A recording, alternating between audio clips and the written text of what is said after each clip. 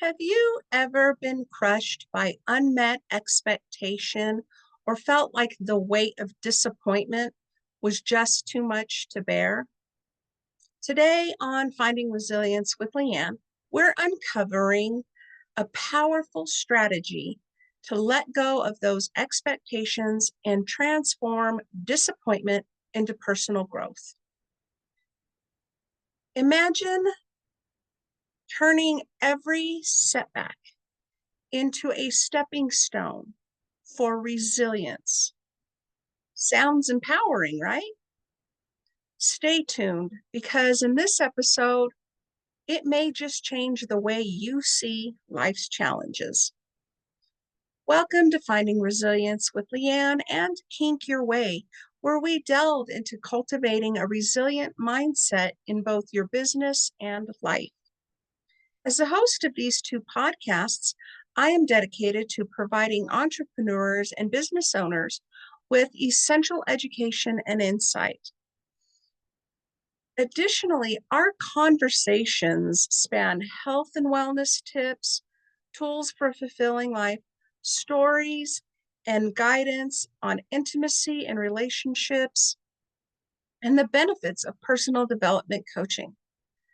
Join me, your personal development coach, as we navigate the journey to success across all facets of your life.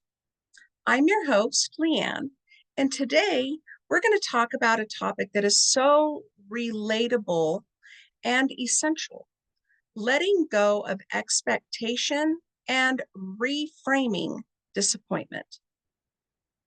We all face setbacks and unfulfilled dreams.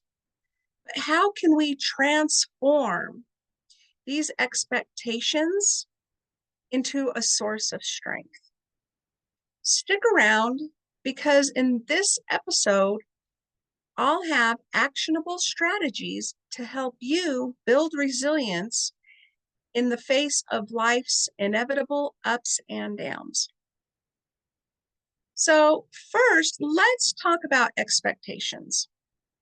We all have them, whether it's about our careers, relationships, or even just everyday events. But sometimes holding too tightly onto those expectations can set us up for disappointment. So, how do we start letting go? So, first, you need to start by recognizing and acknowledging. The first step to becoming aware of your expectations, ask yourself, what am I expecting from this situation or person? Recognizing your expectations is crucial for managing them. Second is embracing your flexibility.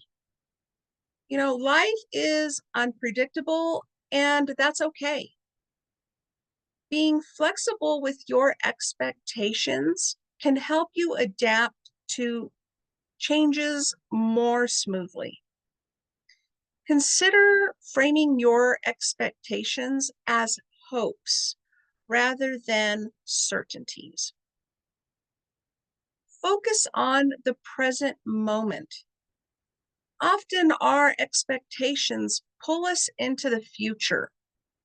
Practicing mindfulness and staying grounded in the present can help you reduce the weight of the what should be.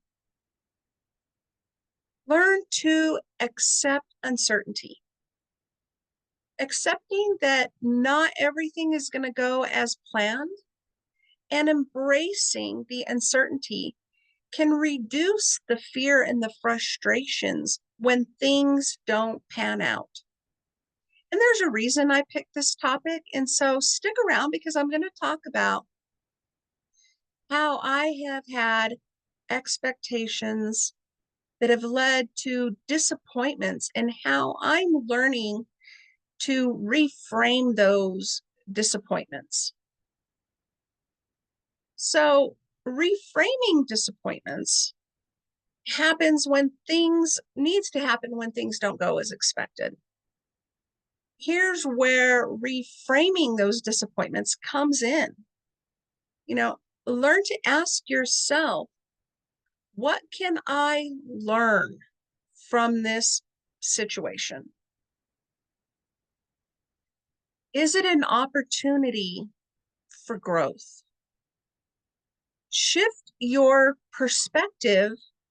Instead of viewing disappointments as failures, try to see it as a learning experience. And again, ask yourself, what can I learn from this situation instead of delving into the disappointment of it? Practice gratitude.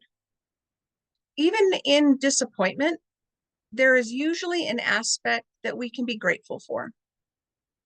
Focusing on these can help shift our mindset from what we've lost to what we still have. Learn how to set realistic goals.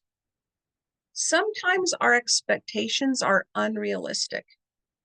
Setting achievable goals can help you manage disappointment. And for me, one thing that really helps is using positive affirmations. Remind yourself that every setback is temporary. Phrases like, I am resilient, I grow through challenges, can be incredibly powerful. A lot of this, I talk about the same topics. I talk about practicing mindfulness.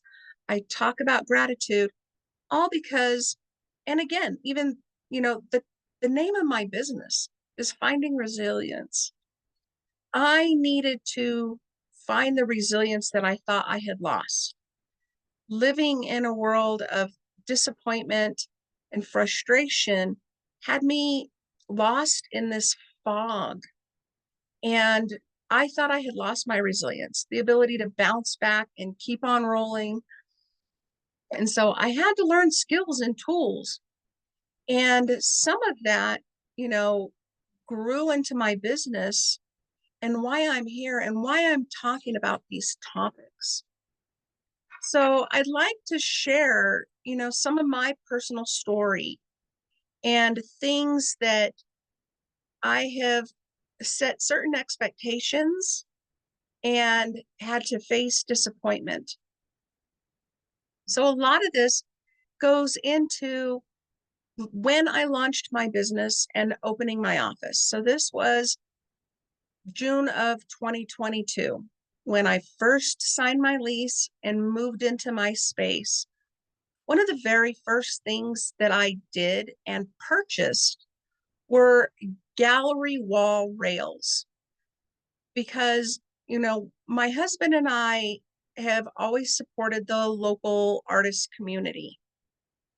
And I wanted to be able to reach out to my artists and ask them to display some of their art pieces that I could sell on my walls and not charge a commission.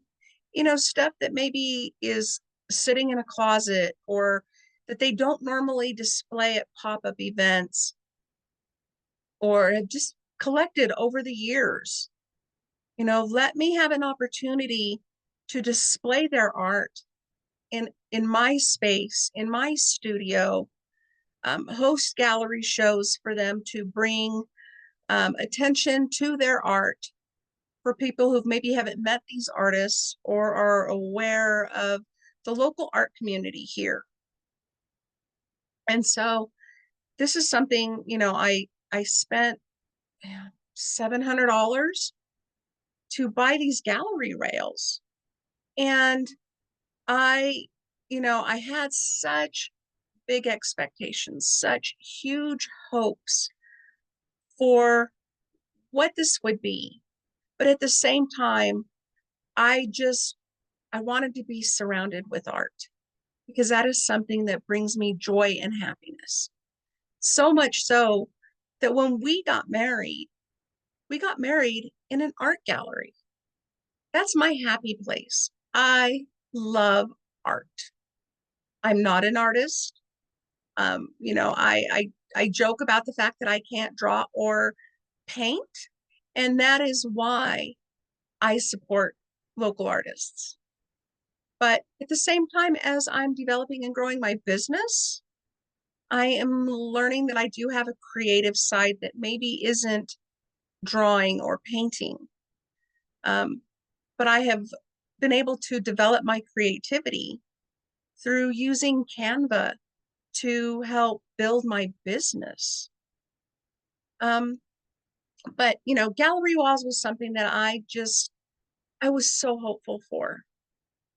And over the last 2 years, I really haven't had any major success in selling these pieces for these artists.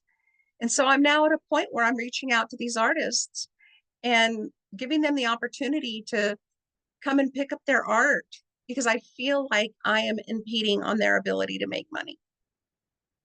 Um, and so that one's been a hard expectation. It's been a lot of disappointment for me,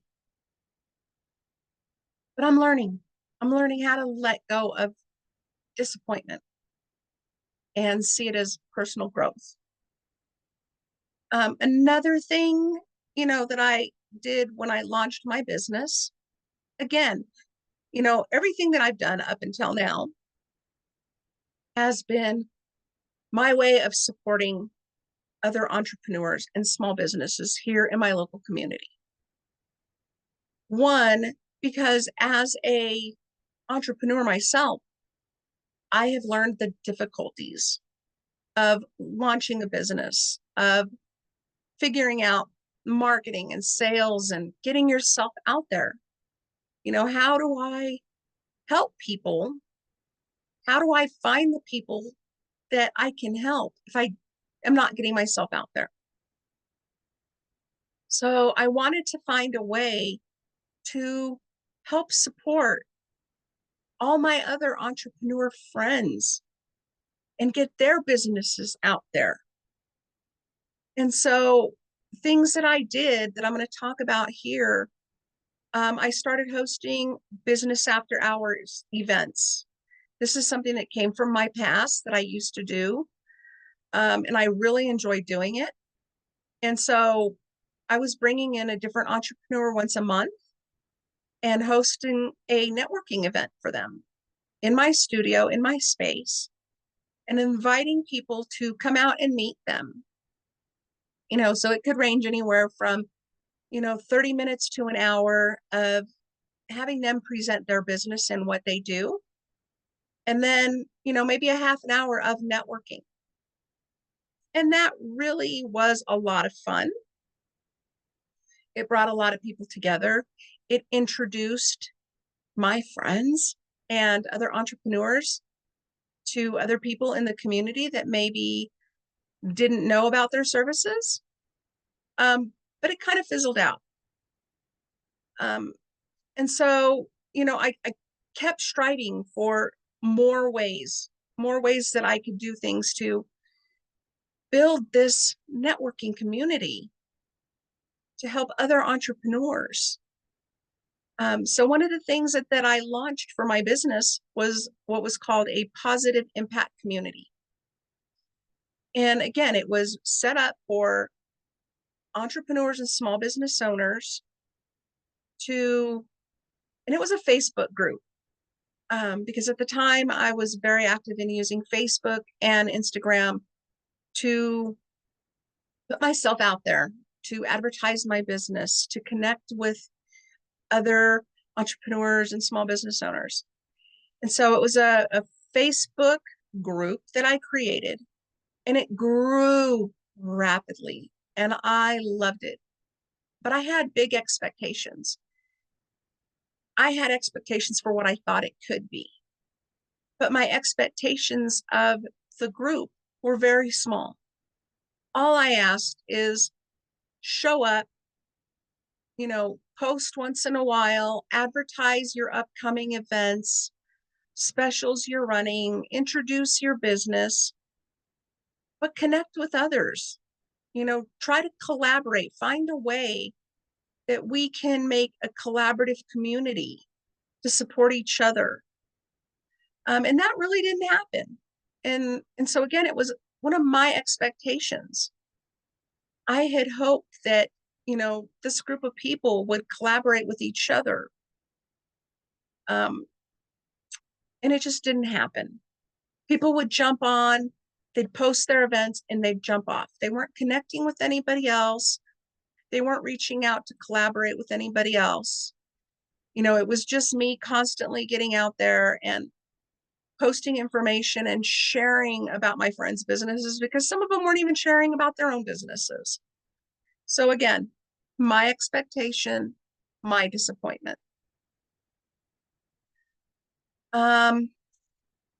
The last big one that I want to talk about was launching my podcasts. This was both for myself, for me to find a way to get out of my comfort zone, from not liking to having my picture taken, certainly not wanting to do something like this, be on camera. But I knew that, again, for me to build my business, I have to put myself out there. People aren't just going to magically find me. So, I created 2 podcasts. I have my Happiness on Tap podcast, which is for entrepreneurs and small business owners, and health and wellness providers. And I have different series. So like I said, I have an entrepreneur and business series. I have a health and wellness series. I have a love and relationship series. And I have a coaching series. So all of these different things, again, are, their main design was to connect people and introduce people and spotlight other people's businesses. Because the majority, if not all, of the people that I had invited to be guests on my podcast were all people who had directly impacted my life for the positive. My health and wellness series is full of alternative medicine practitioners. So sound healers, hypnotherapists, regenerative medicine, life doulas, all different kinds of people in my local community that helped me when I was severely struggling with PTSD, panic attacks, depression, anxiety. And these people all touched me in different ways. They helped me get myself out of the darkness and back into the light. And so I was really just wanting to promote their business so that other people could find their services. These are also people that I highly recommend to my coaching clients, to my friends, to my family. And so I really love my podcast. And, I still want to continue to do it. But what I'm going to talk about next will explain kind of where I had to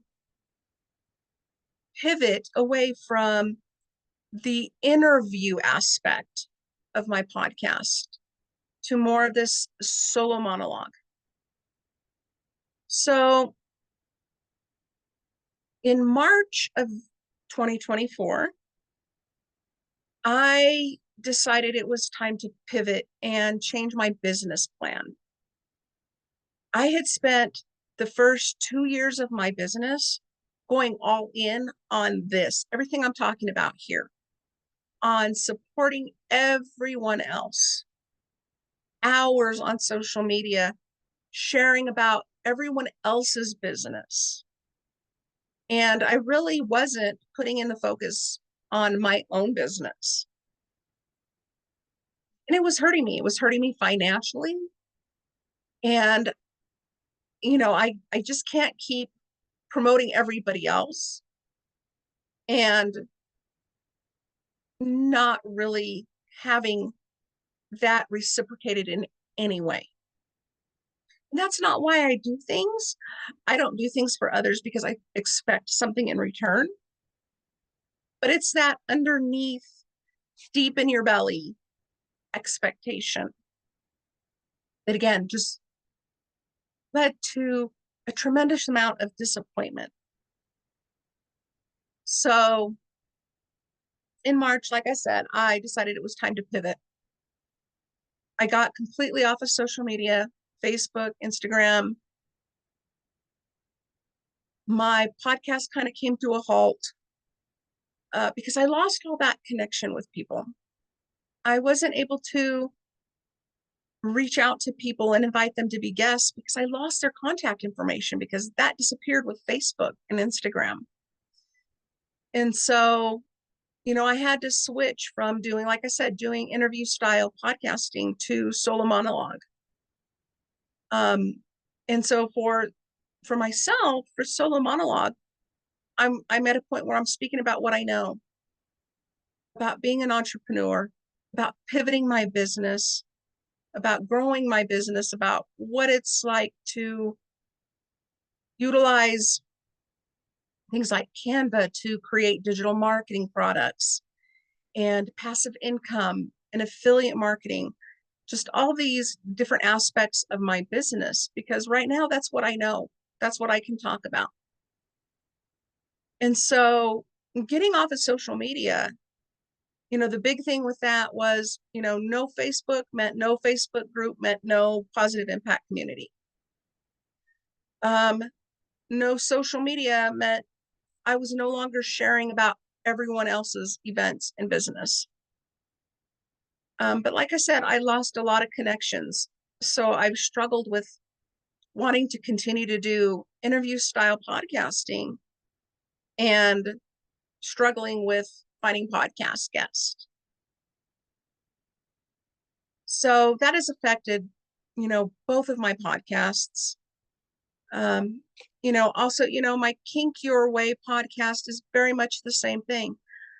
It was based on working with other entrepreneurs and small business owners who were entertainers, authors, educators, and trying to promote their businesses, because in the world of kink and BDSM and sexual health, it is so hard for us as business owners to promote our business on social media because of community guidelines. And,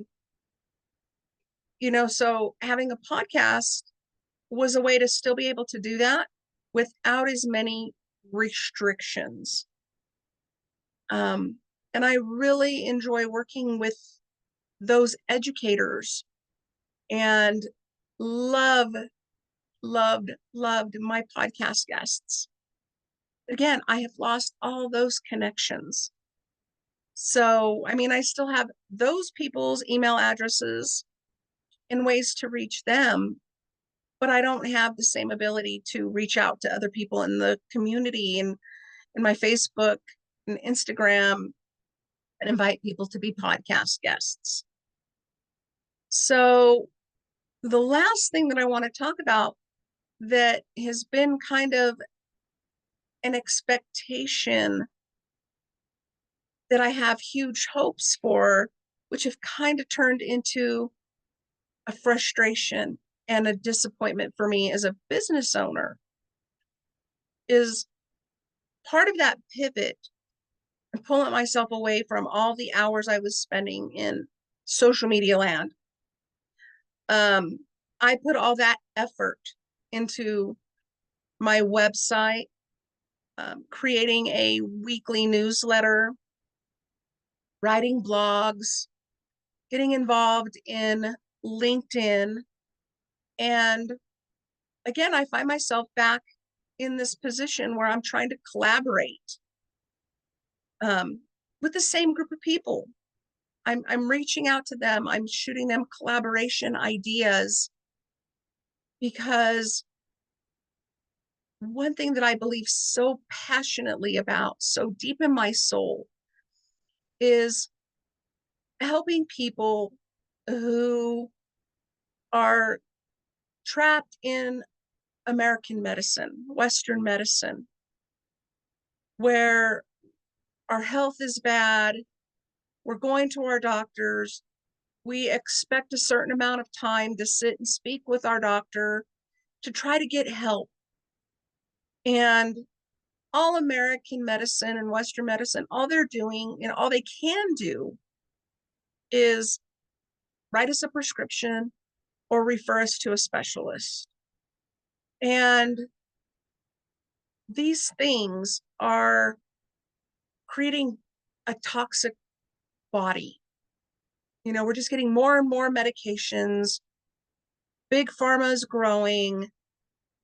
People are getting addicted to medications. We're taking medications which are causing side effects, but none of these things are helping us get healthy. They're just a band-aid. And, I've had my own medical issues with that and my own frustrations, again, my own expectation, going to my doctor when I was struggling with depression, anxiety, and panic, and PTSD, and wanting a referral to a therapist and being handed a prescription for an antidepressant. And that is where I knew it was time for me to find alternatives. And that is where I met my hypnotherapist.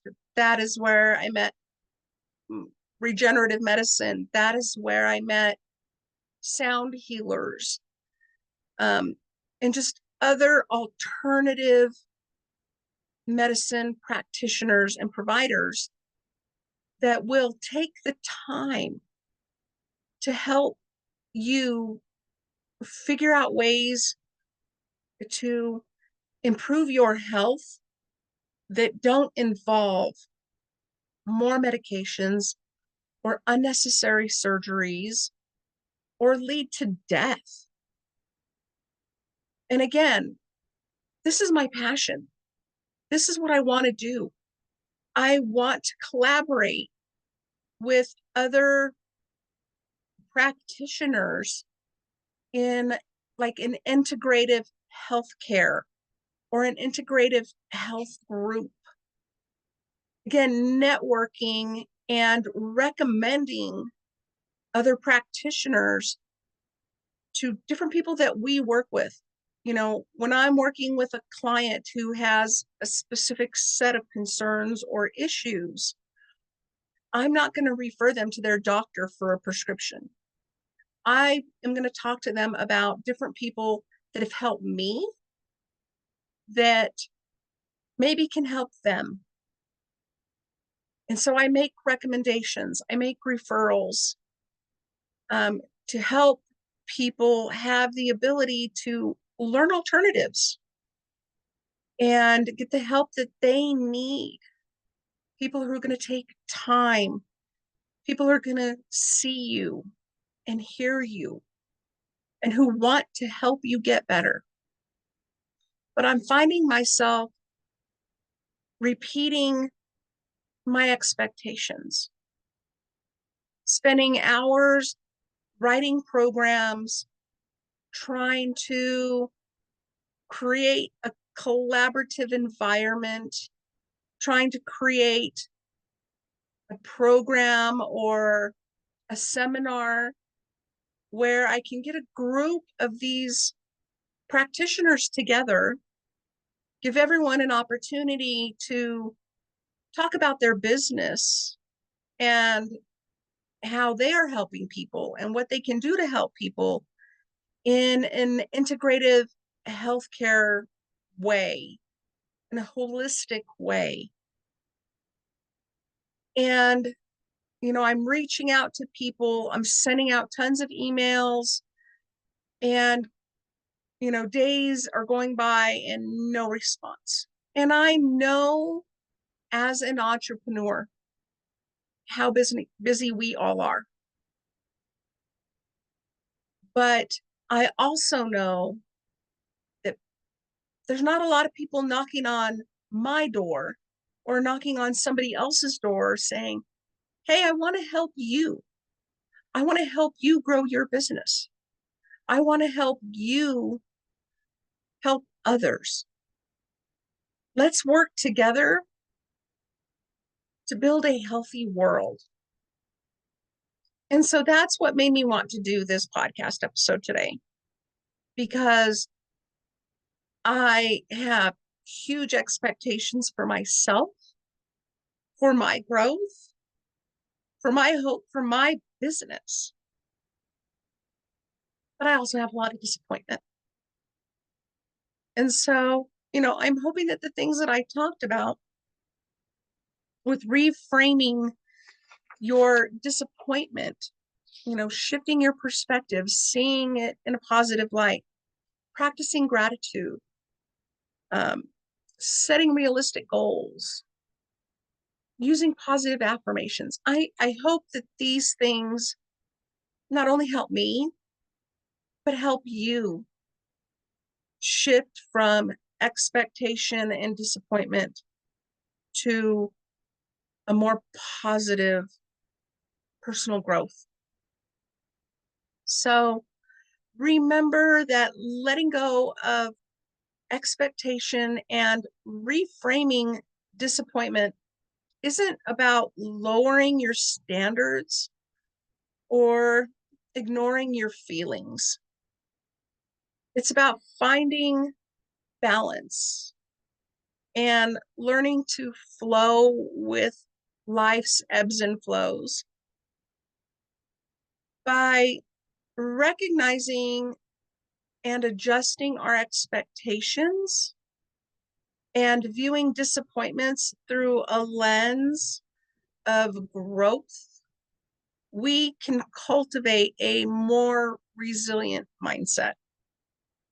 So thank you so much for joining me today. And if you found today's episode helpful, please subscribe, share it with someone who needs to hear this, and leave a review. Stay resilient, and I will catch you in the next episode.